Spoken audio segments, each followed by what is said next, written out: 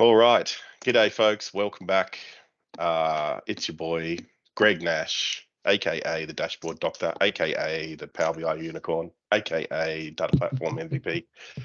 Where we're looking at our best friend in the whole world, or worst enemy, we don't know yet, ChatGPT. We're trying to figure out whether it can do things. See, I've got this one that says build Power BI report. That is actually what we'll be doing today. I did a practice session. I'm super organized. I'm going to use GPT-4. The last session is up on my YouTube.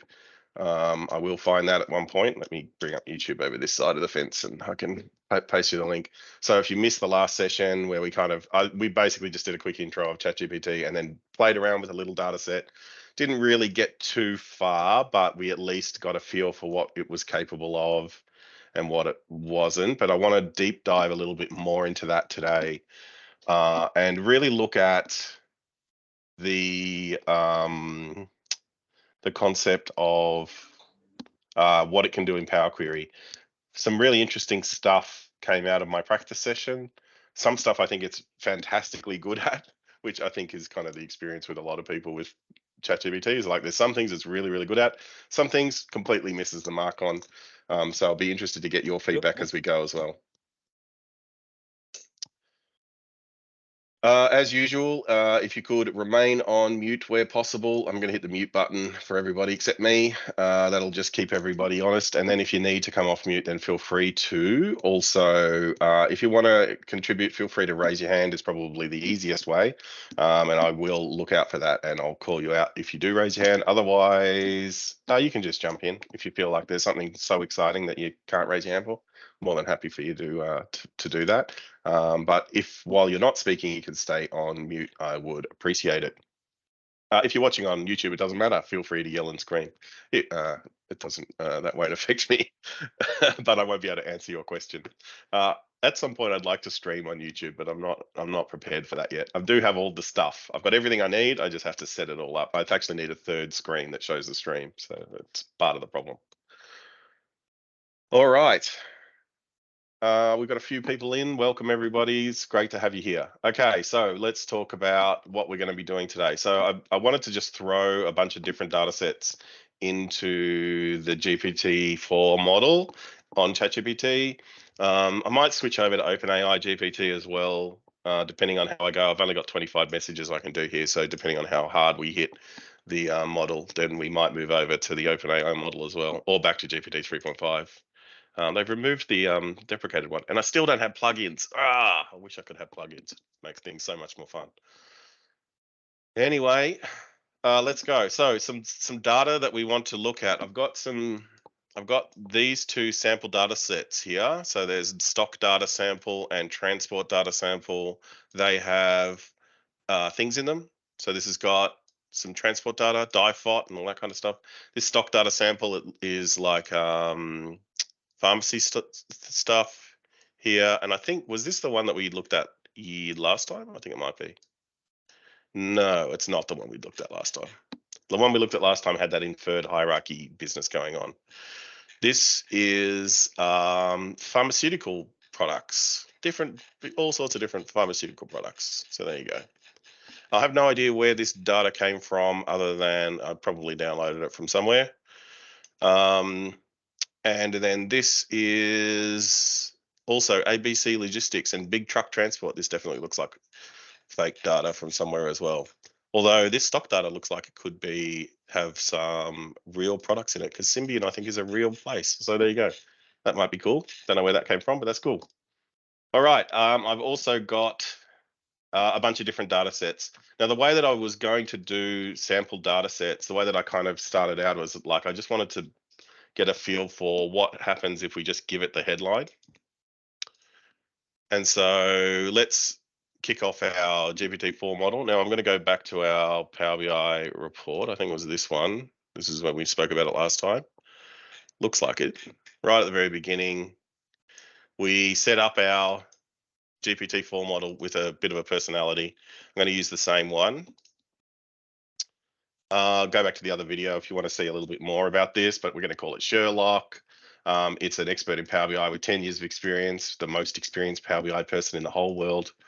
It's got an expert in SQL. It spends a lot of time on sites like Reddit. When you speak, you answer like a Reddit user. I'm hoping it's going to say jokes. That's why I say Reddit user. That's what, just to add a little bit of color. We're going to build a Power BI report. Respond with yes, stay idle. So first, got it. Here we go. We're going to help you build that Power BI report, mate. Feel free to shoot your questions, just like we do over at Reddit. All right, that's awesome. So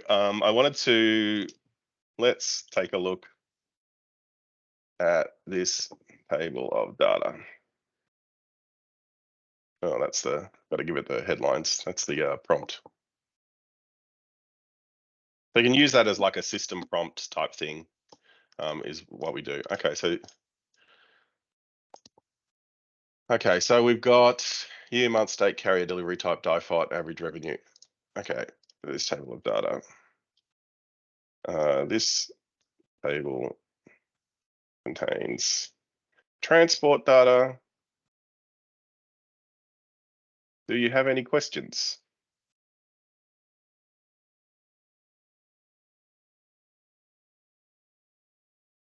Sure thing, let's have a look. So this is one thing that I noticed when I was doing my testing, is that if you ask it this question, like you give it this headline data, year, month. Notice I didn't do a very good job of like telling it. I didn't tell it it's space delimited or comma delimited or anything like that, right? I just pasted in the headings. Now it's correctly interpreted those headings so far, which is great. I asked it, do you have any questions about the data? I found that this is really effective and I really quite like this.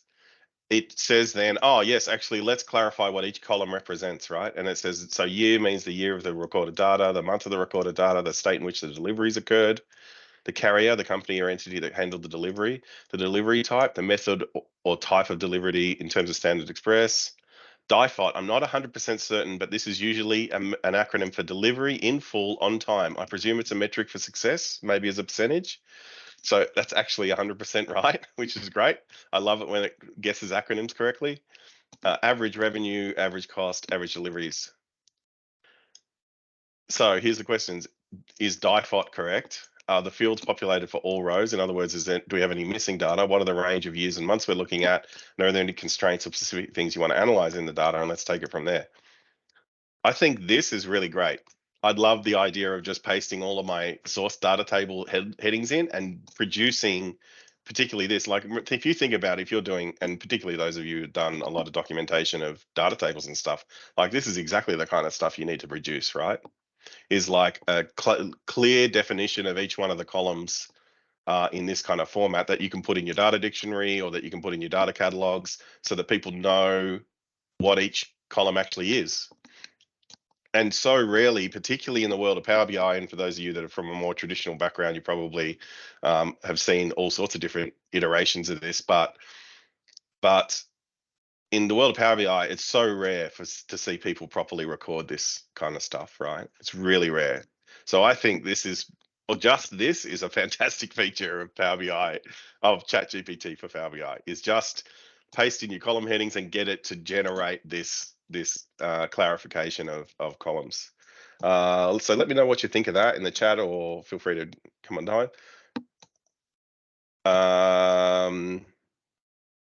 Amazingly good at some things. Yes, absolutely, Greg. You would have seen a few of these things. Yeah, Lance? Yeah, I agree. It's really important, and your point is so well known and so well made. Data dictionaries just don't exist, and people don't have the time. They do it after the fact. This is a great way of getting ahead of the complexity, because often in engineering and data engineering and visualization, it's the problem with the data and what people understand it to mean that you forget or you don't document, and it bites you later. So this is really good upfront to do that. I 100% agree. In a second. I mean, you wouldn't do it normally because that takes time. you dump 1,000 or 100. I mean, obviously you've got a limit, but still. Yeah, I love it. So I love this piece. So starting out with getting your tables in, getting good documentation around it. You can clarify stuff. So you can say, yes, you are correct about DIFOT. Let's see what the number actually looks like. If it's represented. So it's represented here as a percentage or as a decimal, which I assume is a percentage, 91% on time, 75% on time, 96% on time.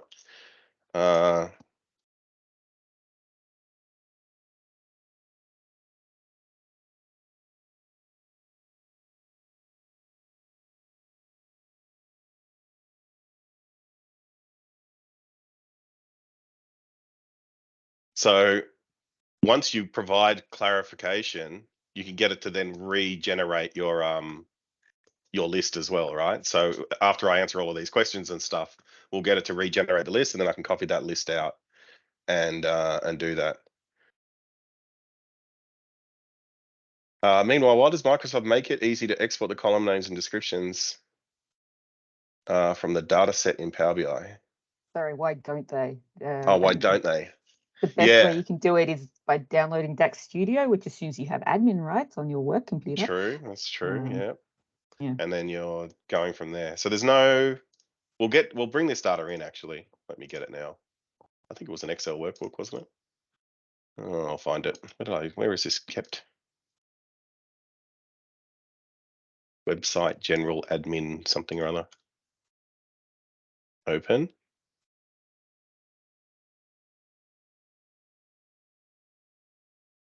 It didn't look right. Did that not? Website general sample data files. Oh, there it goes. Transport sample data. Open. Not in use, of course. Sorry, close it. Sorry, Power BI.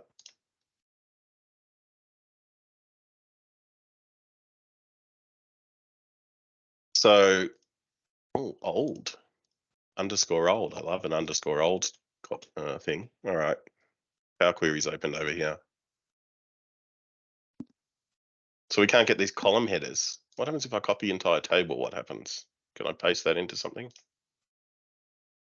There is, I think it's table.column you could names. Copy the table and then pull it out from the paste. The other thing I could do, but I didn't want to do in this example, is actually paste the actual data in, and it would be better at inferring what the things mean. But I wanted to show you that just by column doing the headers rather than the data, because the data can be sensitive, right? And you can potentially, like the headers, you just put the headers in as one or two changes to make it not sensitive. Greg says, hardest part of Docker in this area is trying to work out how to neatly explain lineage and transformations involved in producing even just one column. Yeah, I agree with that for sure. And I don't know if ChatGPT is going to help us with that one, unfortunately. Cool. All right. So first, that's a big tick for ChatGPT though. Column definition stuff. Now, what's really interesting as well, and we'll see it later, is when it produces some Power Query, it does some interesting things. All right, are all the fields populated for all rows, or do we have any missing data? That's a pretty good question, ChatGPT. Let's have a look at our thing. All the fields are populated for all rows. You can tell by this green bar at the top. For those of you that are new to the world of Power BI, this is our little, tells us it's 100%. There's no empty rows, there's no error rows, right? No empty rows, no error rows. And that's called column distribution, I think, or is it the column profile or something? It's one of these ones. You can bring it up by ticking column quality. There you go. So there we go. All columns are populated. All columns are populated.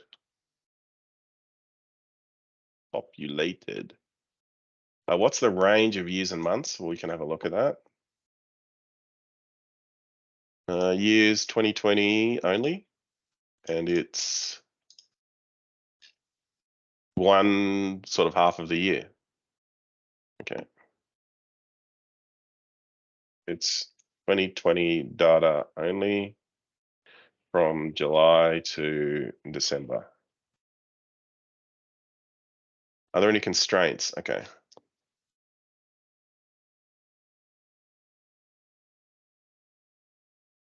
All right, so I like that as kind of a first step. I think if I was a completely noob, never seen Power BI before person, you could give them that step. They could definitely get to this point where ChatGPT has helped them understand the columns, and they provided some clarity, and now it's asking them, what is the key question or problem you're trying to answer with the data? Are there any specific metrics or KPIs you're interested in? And is there any specific visuals or anything like that you have in mind for your Power BI report? So this is where the person goes, blah, and spits out all of their requirements in terms of what they want to put in to the report. So we'll have to come up with some stuff. Let's roll, mate. That's what it said. That's hilarious. It's it's very good. Okay. So what's the key question or problem we're trying to answer with the data? We need, hey, too funny, mate. Feel free to come up with some questions, because otherwise I have to come up with them on the fly. All right, so what do we do? I've got DIFOT, so I want to know which state, carrier, and delivery type. Got different delivery types. All right, so we want to know which are the top performing carriers. So just widen all the columns, Alt HOI, just so we can see all the headers. Oh, sure. Yeah. I did it the slow way, sorry. So what I'd say is I'll find the optimal DIFOT ratio relative to the highest margin, revenue less cost, and break it down by carrier and delivery type. We'll say that again, because I was reading the thing and it sounded like it was a good one. You said, so triangulate or optimize which is got the highest DIFOT and by margin, or in terms of ranking. So what you're trying to find is delivery in full ratio. What's got the highest delivery in full metric alongside the highest margin, gross margin, because it's revenue less cost. So let's not say that it's revenue and cost, just say margin. Yeah. And see if it works out that margin is revenue less cost. Yeah. And analyze that for different carriers and different delivery types and different states. By carrier, by type, by state. Yep. Yeah. Cool. Which state has the highest average value delivery? So that's a good one. State has highest. And the next one's also good, Greg. Yeah. Yeah, and then the delivery type with the worst performance. All right, let's start copying these into ChatGPT. I think that'll be enough for now. So thanks, mate. Okay,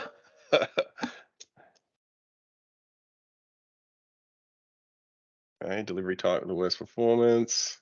Which state has the highest average delivery? I'm just copying them out of the chat.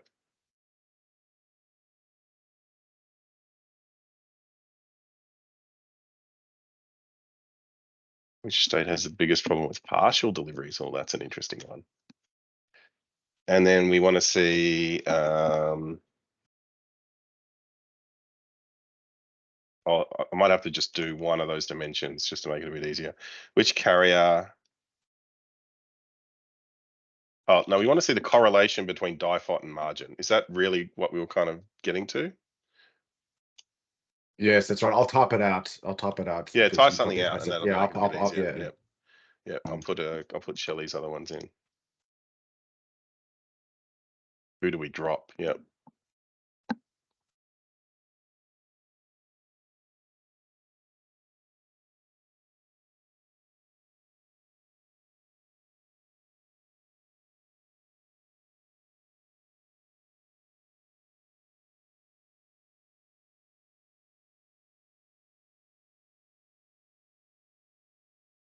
Drop is interesting in the dropship industry, for sure. All right, I'm going to start with these ones, and then we'll put in Lance's one in a second. Oh, solid questions, everybody. Well done. All right, we're creating a plan for how we can answer these using Power BI and SQL. Oh, we're going to use SQL? I don't know. Look at it. It's going to start writing SQL. So this is where it completely goes too far or drops off the, right? It doesn't quite nail the next step, because it's assuming SQL, which is fair enough. It's a SQL expert, and I did tell it to be a SQL expert. I'm gonna get it to translate all of this. I'm gonna tell it it's got Excel sources and to translate all of this into Power Query and see what happens. So this is the thing that I notice quite a lot, and if you're trying to use this in your day-to-day work, is that you still need to kind of know what you're talking about, right? Because if you're a complete noob and it starts doing this, you're gone. It's all over, right? So, so that's one for the meat popsicles. We still have a use. You can use specifies to use ML Power Query. Yeah, I think we'll be more specific.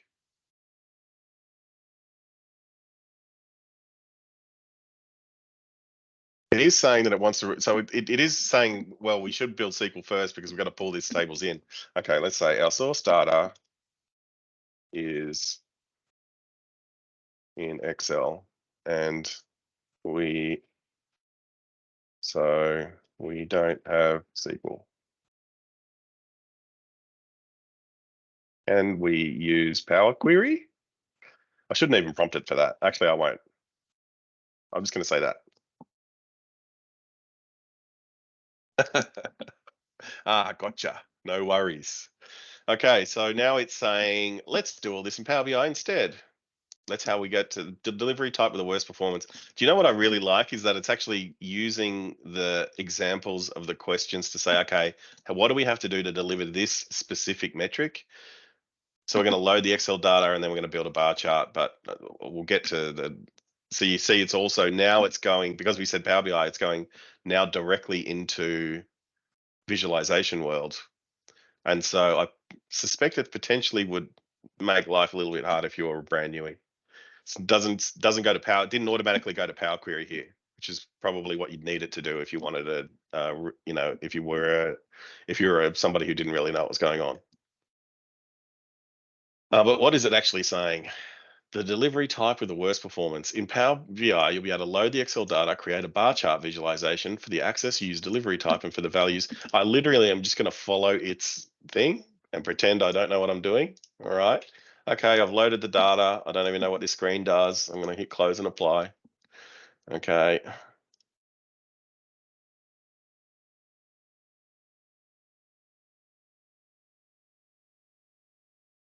Here's my transport data. Now, what did it tell me to do? Told me to load the Excel data, done that. Bar chart visualization. I think it means column chart, but I'm going to put bar chart in because that's what it said. That's a column chart. That's a bar chart. Here's another bar chart. Did it say which type? No. Okay, I'll just select this one. Guess that's okay. Bar chart visualization, delivery type, and for values, we use default and aggregated by average. All right. Delivery type. It does, it only knows, you'll notice it only knows 2020 Power BI. So it says axis and values, but it's axis and axis these days.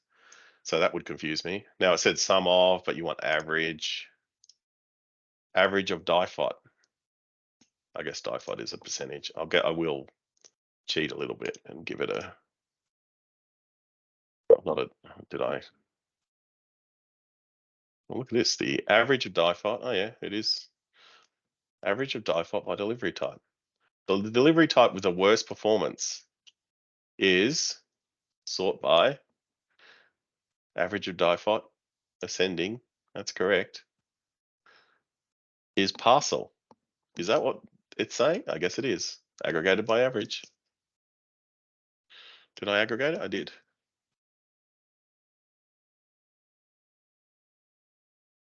All right. Nice. There's our first thing. The worst performing. I'm going to put it in the title.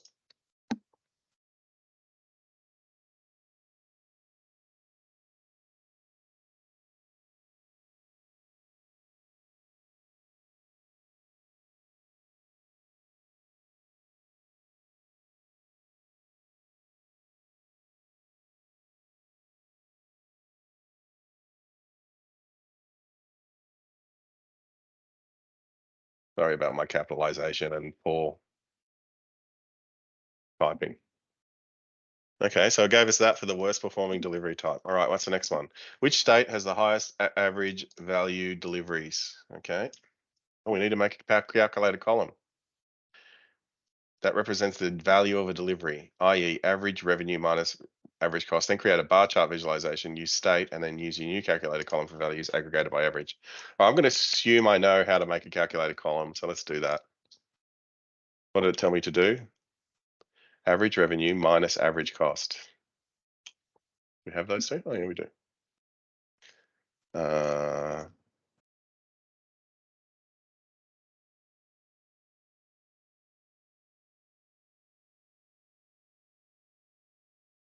What should we call this column? Average something? Average net? Lovely.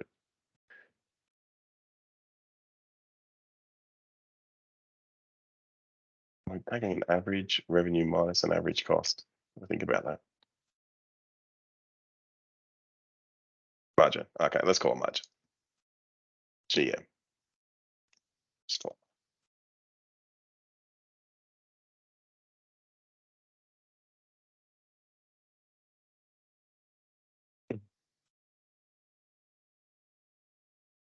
Concerningly consistent results.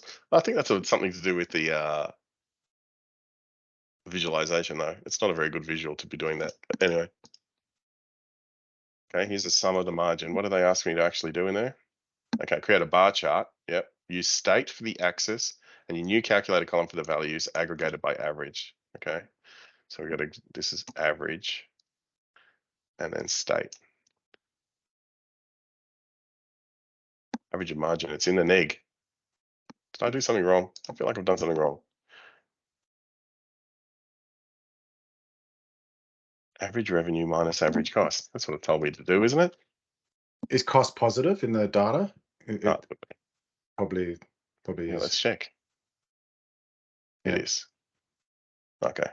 So Yeah, we so you need can see that the to be first negative. line. Yeah, you can see that there's the cost exceeds the revenue, so that is a loss. Oh You yeah. can see the first line. Yeah. Yep. So it's terrible. We always lose. This is the problem. We always lose. Oh no, there's one that actually we don't Oh, lose on. there's some that are positive. I guess as you break it down by different things. Okay. Yeah. Which state has the highest average value deliveries? Okay, that's what we were saying here. And the state with the highest average value deliveries is New South Wales because it has the lowest margin, the lowest bad margin. Oh my God, I'm so confused. Time to close the business. Oh, this business is in trouble. All right. Okay, which state? Oh, I've got to put our title in. Hang on. I'm a Power BI noob. I don't know what I'm doing. I need to put the title in.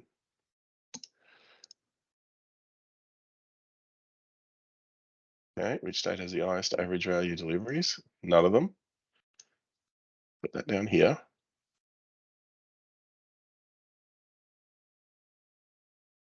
Okay, which state has the biggest problem with partial deliveries? Well, this is interesting. Create a bar chart, visualization, use state for the axis and default for the values and aggregate by average. Is that tell us the biggest problem with partial deliveries? I don't know if that's right. Anyway, I'm going to dutifully do what it says. Okay, bar chart. Said another. I'm going to create a column chart, even though it's a bar chart. You know, we're putting in default in the y-axis, and we're making it average, and we're putting state in the x-axis, and then we're changing the title.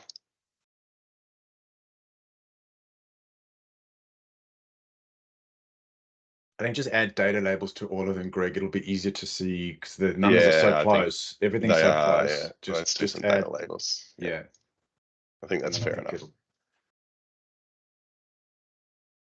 Oh, put it inside for that top one. That drives me insane. All right, there we go. Okay. It's not my finest work, I have to say, but I'm blaming ChatGPT. All right, the worst performing carrier. Okay, we're going to create a bar chart. Oh, look, it's telling me what to do next. Oh, it tells me how to create the new calculator column. That's nice. All right, worst performing carrier. Who do we drop? Create a bar chart using carrier for the axis and default for the values and aggregate by average. So it's the same again. So it's using default. All right, let's use a real bar chart this time.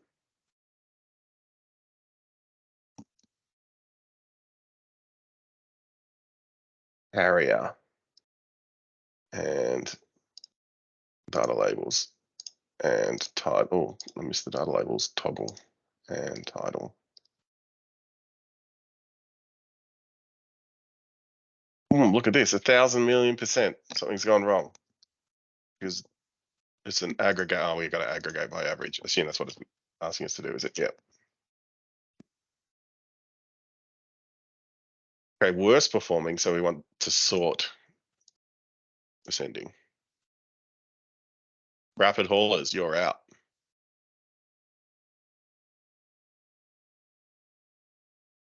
Do we make a profit of any of this? Only just. Yeah. Get rid of all of it. Extremely concerning data. I don't know. ABC Transport's in a lot of trouble. Okay. Why is it using margin for the highest average value? Why is it doing any of this? Suffice to say, if you just follow it blindly, you get probably not a great outcome just based on that one fairly simple prompt. So is there a way we can get it to build something better? That is the question. You think it would assume revenue? Yeah. But I think the highest problem is average the value, of it. the word value. So what does value mean? Is it value of that's the problem. I haven't defined value. What it's, So a definition of value. So we could clarify by saying value is actually revenue or whatever. Yeah. Or margin. Yeah. Or whatever Or margin. Yeah. Yeah. Well, how would this change if value was marginal? Let me know if you need any detailed instructions on any of these steps, mate. We got this. All right. He's very positive. I like it. Right. Next step. Okay. So what I wanted to do was also to see if we could get it to do. This is like flat file modeling, right? And it's it's not a particularly good file for this. So let's do the same process again. But now we're going to use the other sample data file. We're going to use this stock data sample, see what we can do with it. All right. So we're going to call this save as, or this ChatGPT transport report in my little lunch and learn folder.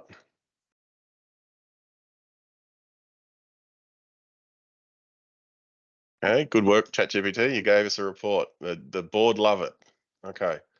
And they're closing the business based on this report. Let's create a new report.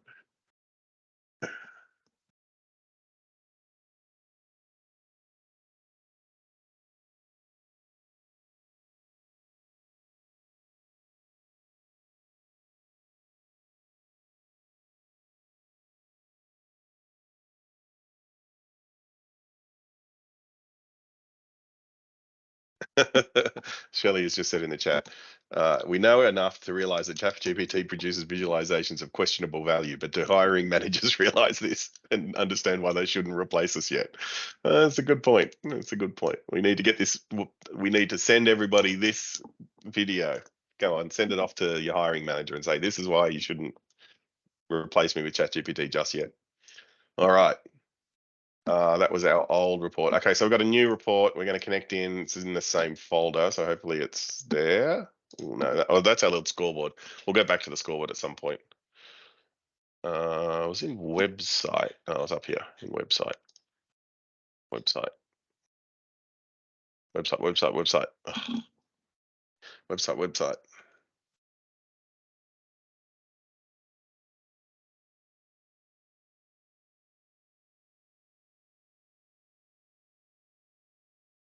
There it is. Sample data. Stock data.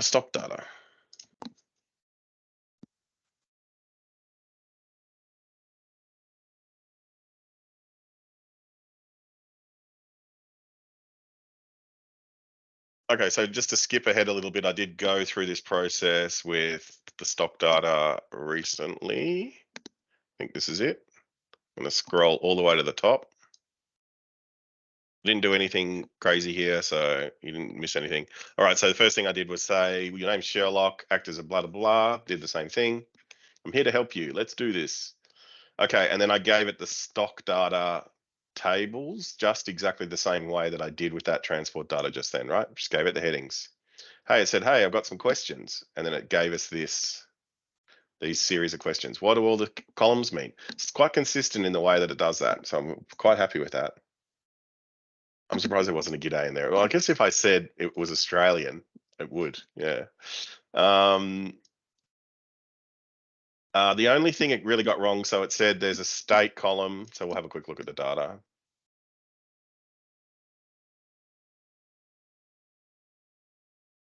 Here's the stock data, okay.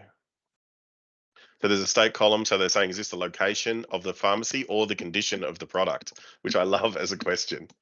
It's pretty obvious, I think, when you look at the data, but that's a great question since we didn't give it that. Is the description of the product as provided by the supplier? Yes. Is the global standard cost of the product? Yes. Is this the date where the product was last received in inventory? Which makes sense. I assume this is the total stock on hand. Is that correct? Yes. Total value of the stock on hand? Yes. The total value of products reserved for customer orders? It's a pretty good guess. I actually don't know the answer to this, but I assume that that's right.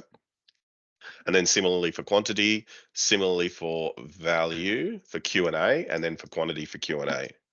So I guess that's correct. The total value of the available stock, the total quantity of the available stock, the total quantity of back orders, products currently on back order, which product currently on order, and then the total products currently on back order.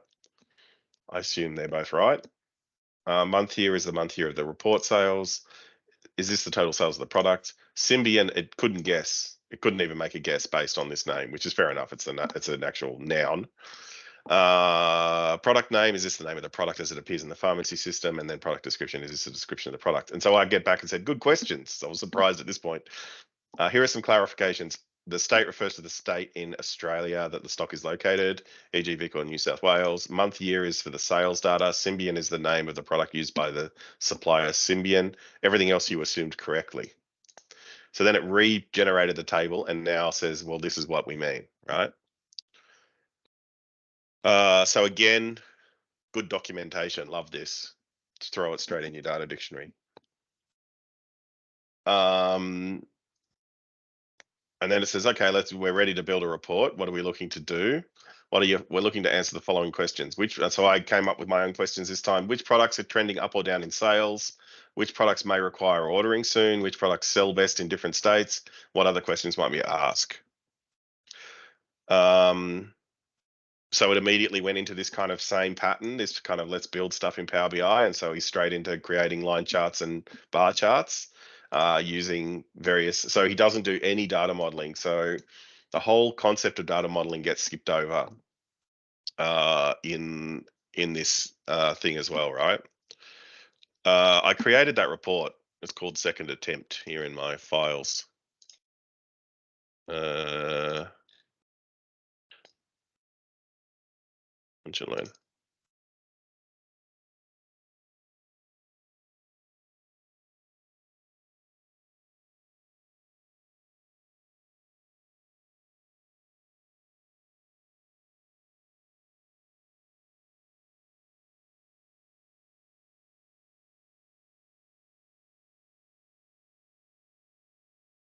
And it looks like this.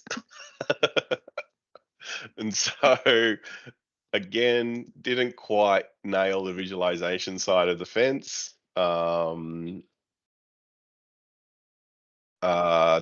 think things like this is not really its fault, like there's obviously data issues there. But again, if you were to blindly follow it based on its idea of visualizations, you're going to get a pretty horrible outcome. What did I put on page 2? Nothing. All right. And Greg, no slices or no interactivity or calculations, no metrics, no nothing. Yeah. So really just goes to, so if you've got, and I think it correctly identifies this concept of asking questions of the data but it doesn't quite know how to translate that out into a decent looking report, or into a data model, or into a set of visualizations that might be required to answer that question, or add interactivity or anything like that. So to use it effectively to help you with this kind of stuff, you have to already know kind of how to use Power BI, and you have to know how to build interactions, and which interactions would be best in certain situations. It's going to come down to the experience of the user. So it's definitely nowhere near that, and it's going to be really interesting. I'm working on the assumption, I think I can say this because I haven't seen anything from Microsoft internally about this. I'm working on the assumption that Microsoft are trying to put their Copilot type in stuff that they put into Office and SharePoint and everything, that there'll be some kind of Copilot that they're going to build to be put into Power BI as well. And I don't know if they've announced anything associated with that. I've definitely not seen anything on the MVP side of the fence, so I'm pretty safe to speculate about that, I think. I think they have announced that they intend to put Copilot in everything. I think I have seen that kind of announcement, which means that we can expect that Power BI would be included in that idea. Now, what Copilot would be able to do is potentially help you generate these types of fairly basic things, but it's not going to be able to give you good practice around how to approach that build, to actually build a proper star schema. Now, you might have noticed, if you were sharp-eyed, you might have noticed in my second attempt here that this actually has a dim calendar, dim product sales, and a fact. Why? Because I asked it to build a star schema, and that's what we're going to look at now in the last little bit of this. So I built the product. It kind of turned out pretty dodgy. One of the interesting things that I did think was good was, I said, can you suggest some more questions that we could explore with this data? And it came back with some pretty cool stuff. What's the most profitable product? Is there any seasonal trend in sales? I think that's similar to what I asked, though. Which products are trending up or down in sales? Yeah. Seasonal trend, a little bit different. How much stock quantity is reserved on orders, for orders and quality assurance? So it's decent. And I think that type of thing, and let's do that with our transport thing, is can it suggest new insights based on a table of data that it hasn't even really seen the data at this point, right? All we've given it is column names. Just based on the columns, what does it come back with in terms of being able to suggest other questions you could answer? This is really useful as a developer or analyst, to just throw this in and get back some ideas, right? If you know, it'll come up with potentially with stuff you haven't thought of. So let's see what it does here. So I'd like some ideas for other questions we could ask of the data. And this is what makes you look really good in meetings and stuff as well, right? If you're coming in and you're like, hey, I had a quick look at the data, I've done some analysis. Here's this bit, the list of, here's my understanding of all of the stuff. Did that in 1 second. Thank you very much.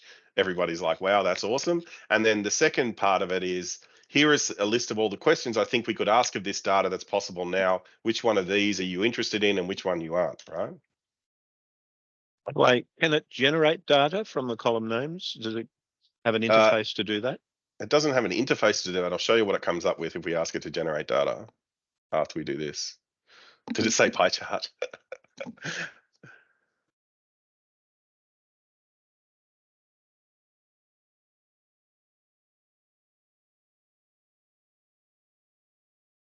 There's just a couple of questions while it's generating this. What about the ML enhancements to quick measures? Yeah, the quick measures ML enhancements is ChatGPT. It is GPT-4. So those quick measure suggestions, I think they're called, that is GPT-4. So that is the only implementation of GPT currently in Power BI that I'm aware of. But it does. It could be, maybe it's not GPT-4. Maybe it's like Codex or one of the other OpenAI coding things, but I think it's GPT. So yes, it does already exist, but they don't have the co-pilot experience, which is kind of what we're doing now, where it's kind of there on the side and you're asking it questions and it's helping you out.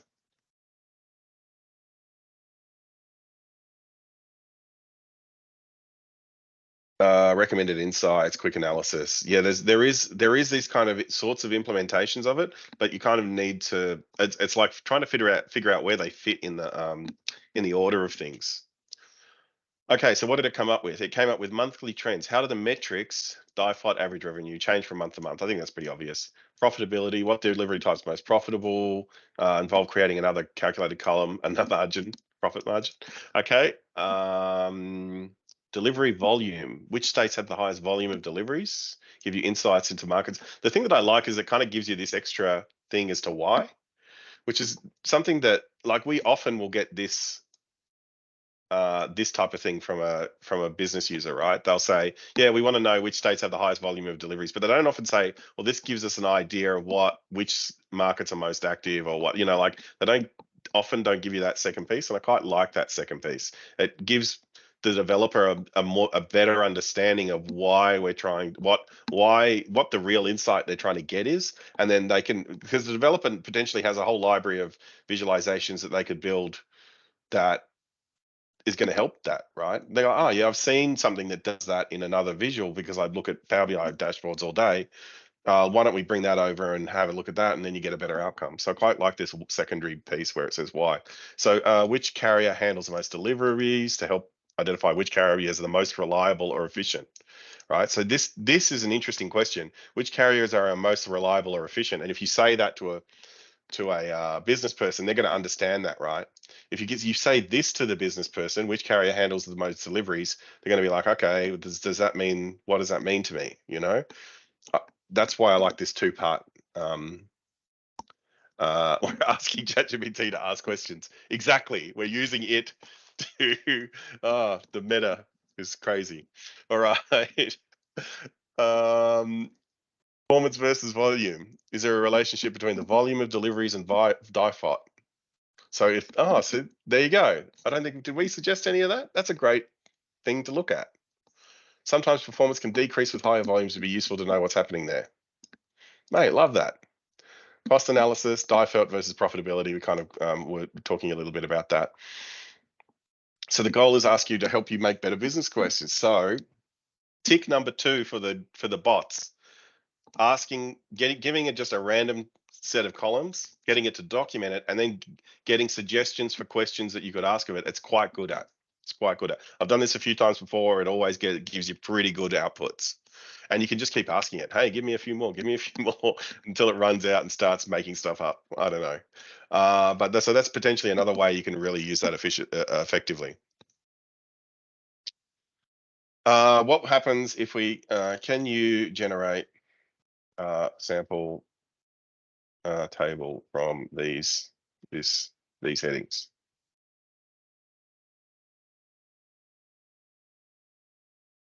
So you can get it to generate sample data. I actually quite like it for building sample data sets. This will eventually turn into a table, I hope. That's what it usually does. There it goes. Gives us American names.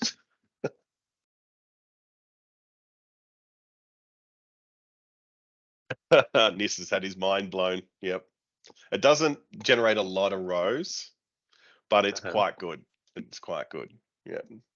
Yeah. Okay. Yeah. Yeah. No, So I mean, it's the if you're one-stop shop. Yeah. Yeah. If you're generating a sample, like if you're building a proof of concept or a POC or an MVP type thing, and particularly if the data's quite hard to get a hold of, this is great. I love this stuff, right? Your data, and then it says, it's a simple advantage. Your data probably has much more variation and many more rows, but I hope it illustrates the kind of data we're working with. Use Excel, ran between, and off you go. Exactly, Lance. I love that kind of stuff, right? So you don't have to spend time, and it's quite good. So you notice it says July, August, right? It remembered about the July to December constraint on the data, and it's only given me months within that thing. It also, I have once before had success with this. It can generate a primary key, and then you can create tell it to generate another, like a dimension table, and it'll retain relational integrity between the fact table it's generated and the dimension table, which I think is really, really interesting. we could actually let's ask it to do that now, because that'll be an interesting. I think this is kind of a Yeah, cool area that's to very leave handy. it off in. Very handy. Yeah. All right. So let's say, okay, we need to model this data as a star schema. Now, if you didn't know what a star schema was, you wouldn't know to ask it this question, right? I can't imagine a newbie person being able to do this. So can you create, I think we have to start from memory. We have to start with the dimensions and then do the fact at the end. Because if you start with a fact, what it does is you can't do the relational integrity thing. It needs to know about the dimensions first.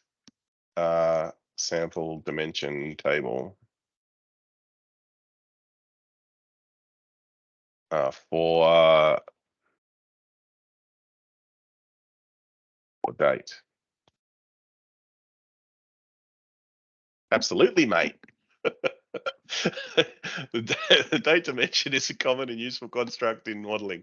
I'm definitely going to make it more and more Australian and ochre. I think No worries, this is mate. going to be You the know thing. what I mean? No worries, mate. Yeah, get a load of this. Yeah, it's going to be great. All right. So it gives you a pretty decent kind of date key. It's going, and then it gave up after 3 rows, which is interesting. It gave us day a week.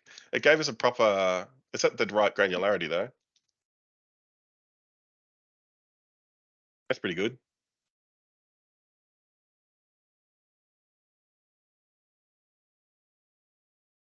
Okay, now I'll show you something really cool. You can add a flag for holidays, talks about date dimensions, blah, de blah, of course. You're doing great so far. It's very encouraging. Thank you. Thanks. Thanks, mate. Okay, we need to generate. Nice to be recognised by the overlord.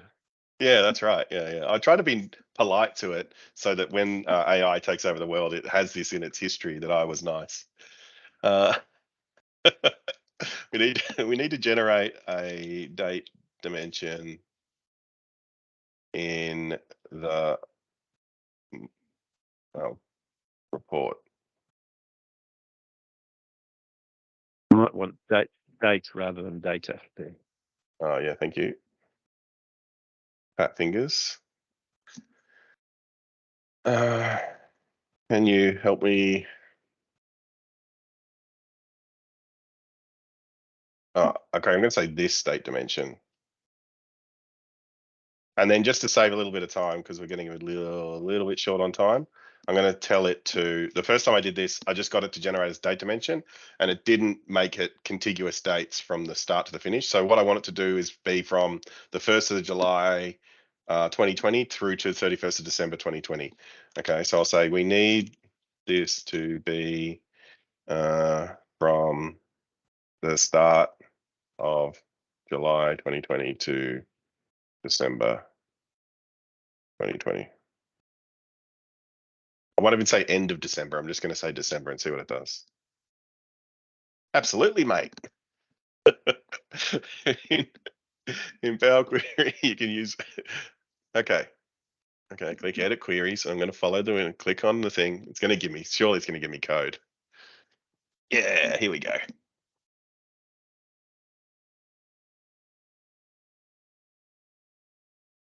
Now we can ask questions, and then all Paul the answers Hogan of data analysts, isn't it? You know.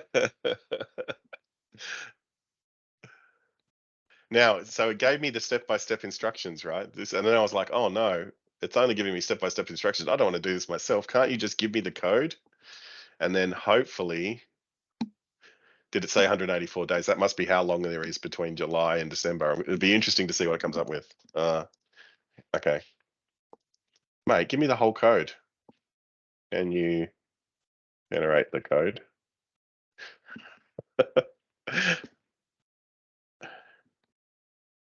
Thanks, M. It's M. Oh, don't tell me it's going to try and do this again.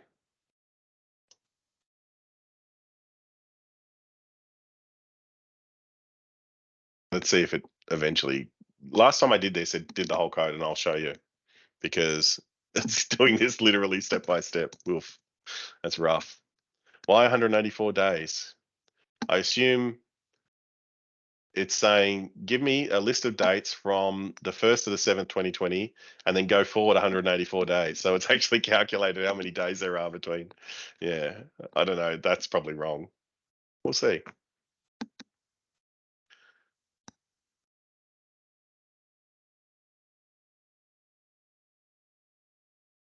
Piece all the bits together yourself. I don't think you need to, though. It didn't do this last time. It's pretty inconsistent, I have to say. I should have said, can you generate the whole code as one or something? I don't know. There's probably a question I can ask here. Yeah, can you combine all these pieces of Yeah, yeah. I mean, this last piece of code is all we need. Oh no, there's another step. Got to rename the column.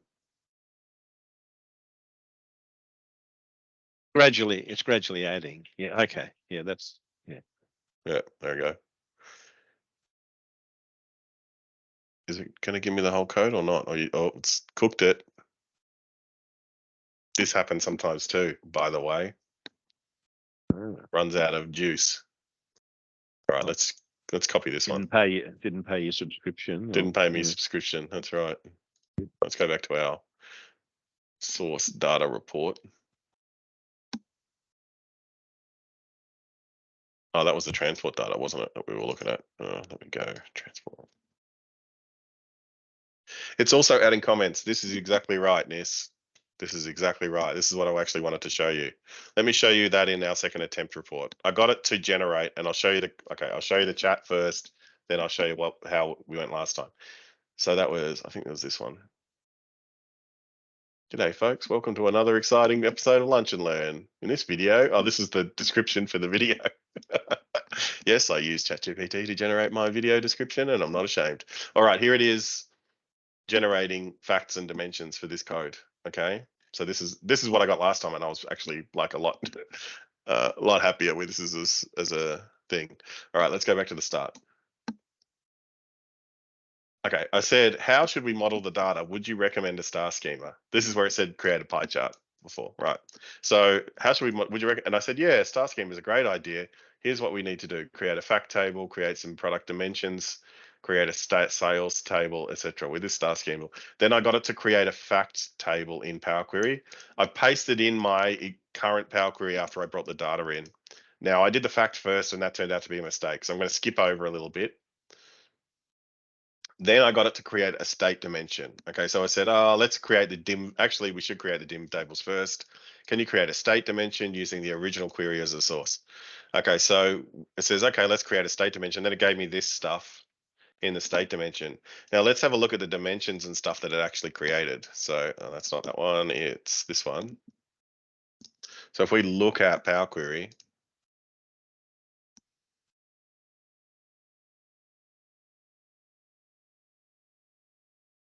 here's the sample data in Chinese table with columns customer ID. Is that right, Greg? I'm going to trust that you. Oh no! Yeah, I lost my 7. Looks good. Looks valid. Yeah, that's pretty impressive. John San, yeah, Lisa. That's pretty cool. Pretty cool. All right, I've moved this file, obviously, or oh no, because it's open. It's open. God. Okay, let's get it back up. Okay, so this is the source data query. I didn't change this source data query. I left it. And then for each one of the things, and then so it generated the dim state, pretty basic dim state. Used the source data query, then it just did a remove, added a state index column. Pretty cool. So it added an index column. So it added a surrogate key basically, and gave us a distinct list of states from the fact table. So it derived all of the dimensions from the fact table, which is kind of what I asked it to do.